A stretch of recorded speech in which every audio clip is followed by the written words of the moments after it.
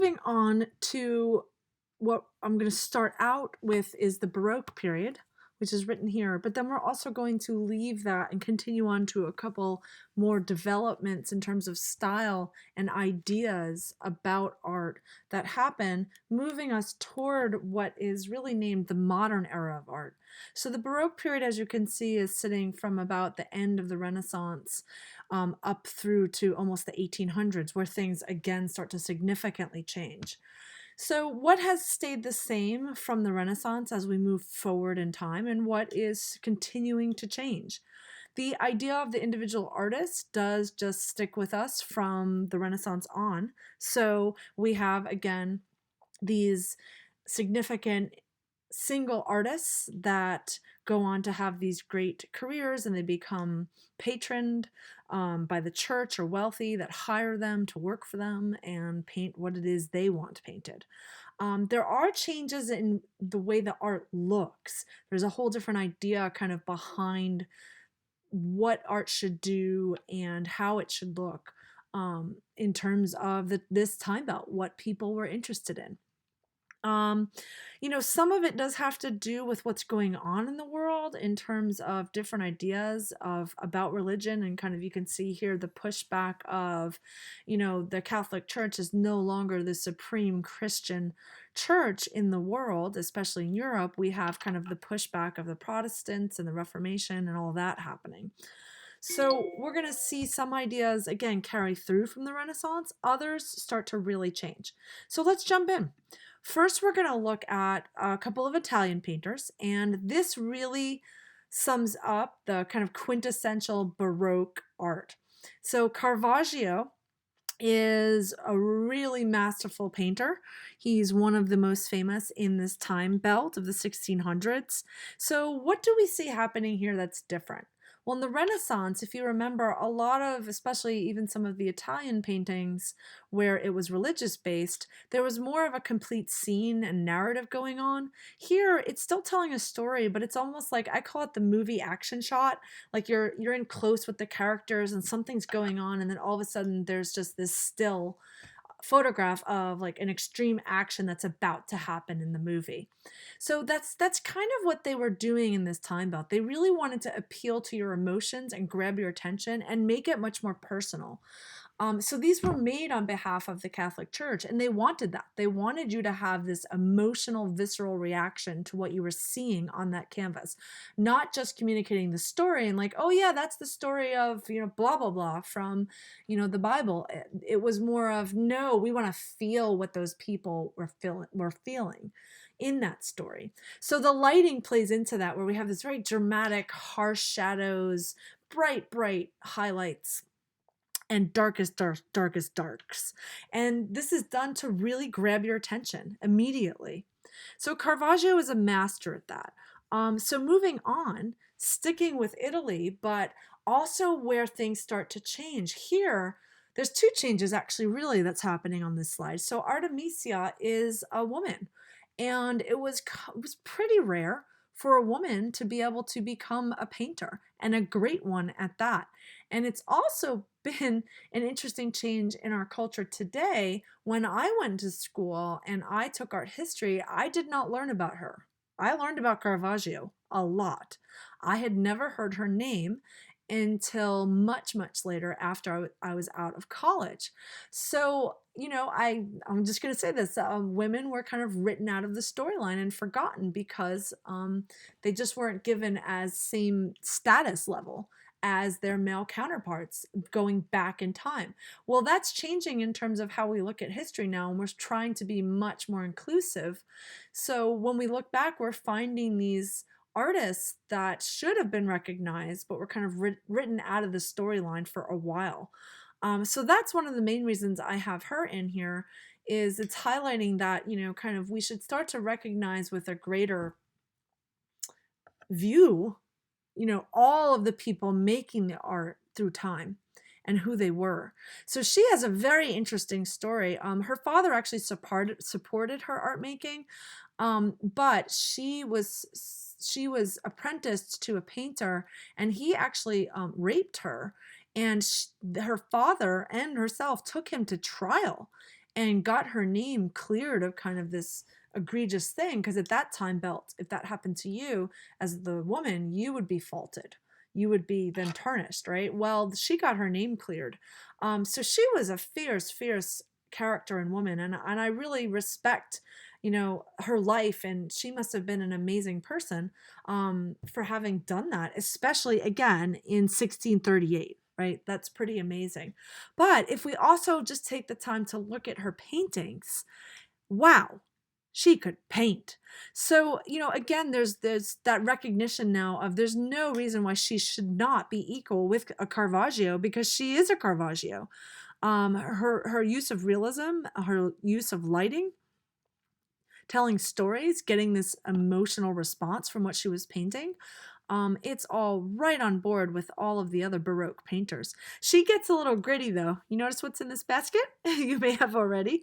Some of her paintings are they're a bit gory. They also did like to do that. Again, it's that kind of shock factor of, I'm going to get your attention with this painting. So the Baroque painters liked to do that too. So this was in Italy. We're going to move to another Baroque painter that actually is in the north. So Rembrandt is one of those northern European artists, and he works more on that tradition coming out of the Renaissance, where up in the north, where they're not as focused on religious paintings as just, painting portraits of friends, family, and of course, people that would hire you to paint them. So he was noted here. He was also another noted printmaker, very, very masterful with that. But he's really known for his portraiture. He's incredible in his ability to capture the life in somebody's face in paint. And he loved to paint so realistically that he would paint kind of the nitty gritty and almost like, I'll just say, every blemish. So that's another change in the Baroque, really away from that idea of idealized beauty in the Renaissance of, no, I'm just going to show it all, the raw humanity of people. Now we're going to flip it a little bit, but still within that vein a little bit. But Vermeer was definitely more interested in the beautiful in what he painted than Rembrandt was. But this painting you probably recognize. It's very, very famous. There's a movie that's been made of it not too long ago. So the girl with the pearl earring, we don't know who she is, which is quite interesting. And she's wearing this kind of turban headscarf, which is not traditional Dutch outfit wear. Like, they don't wear this normally. And she has this huge pearl earring, which is where, of course, the painting gets the name. But that creates quite a mystery, because this speaks to somebody who's quite wealthy. But we don't know who she is. So that's quite odd, because normally a very wealthy person would hire somebody to paint their daughter or whoever, and we would know who they were. So that's why there's such a mystery around this painting. There's also a mystery around Vermeer. He was an incredible painter, but he only made about 30 paintings, and we really don't know that much about his life, and especially his life as a painter, because he basically lived in obscurity in Holland. He lived in this town, Delft, and this is a painting of his town, and he just had a quiet life where he made some paintings. He wasn't that rich, didn't have a lot of people hiring him. He took a while to finish paintings. So, there's all sorts of reasons why he's so famous. Actually, Hitler loved Vermeer, and someone conned Hitler into buying a Vermeer ripoff for like $2 million, and it's so bad. I'll have to show you guys someday. It's like the worst painting ever, and I don't know how they fell for it. But he's a very coveted painter, and he's been well respected and loved for a long time now. Okay, moving on. Now we're jumping out of the Baroque to a couple of other time periods that are going to start, where we start seeing more differences. So here's Rococo art. This one's interesting. This is, again, later on. Look at this, 1767. And what's happening here is we're walking away from that high drama, visceral response of the Baroque and kind of really dark darks and this total need for still being realistic. And we're jumping to this fantastical world where it's kind of like, what's going on here? It's referencing real life a little bit, but it's not really realistic. So this is the painting of the French court of Louis XVI, and it's all about frivolity. It's about, we're going to just have fun and we have our money and we can do what we like. So they wanted everything to be about courtly love and romance and fantasy. So if you really look at this, it's like, well, yeah, like nothing about this actually, the color palette and, you know, the trees and the tree limbs, it all seems like this like fantasy secret garden kind of thing. Even her, if you start looking at her, she is not proportional. I mean, look at the length of that leg and then the length back here to kind of where her hip would be. And there's no real, like the knee doesn't look like it really has a proper joint. The feet are tiny, the hands are tiny. There's also this story of, there's actually her suitor is back here pulling and pushing her on the swing. So that's her appointed suitor. Then there's this guy in the bushes. What's he doing over there? So, of course, this is all very French. And it was this style of painting highlights why we ended up with the revolution in France, because people were starving. And they were like, this sucks. You have time to run around and do this crap, and we can't even get bread. So what happens in art is interesting because this happens. So we have this total frivolity, ridiculousness happening in one style of painting where it's all kind of very fun and fantasy. And then we have these guys come along, the neoclassicists, and they come along and say, no, enough with that. That's a hot mess. That's not art. You're not looking at reality. You're not being good observers. This is what art is about. It has to be perfect. The people have to be perfectly proportioned, realistic. I have to capture every detail. Every space has to be completely believable. And I should also be telling stories from the past, the great stories that honor country. So that's what this is. This is an ancient Roman scene where he is sending his sons off to fight a battle. And these are the three sons' daughters. I mean, not daughters, sorry, the three sons' wives. And what's interesting is these wives are also the sisters of the brothers that these three are going to go fight. So they're really upset because somebody's going to die, whether it's their brother or their husband. Let's hope it's the one that they love more, right? Nah. Anyway, bad joke. So there's a lot going on in this painting that I'd love to unpack. You may not love the style or be like, nah, that's definitely would not be that's going on my wall miss level.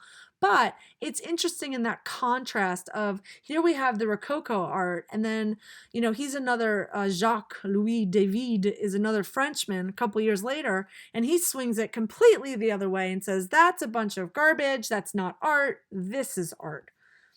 So then we're going to jump to this as our final piece.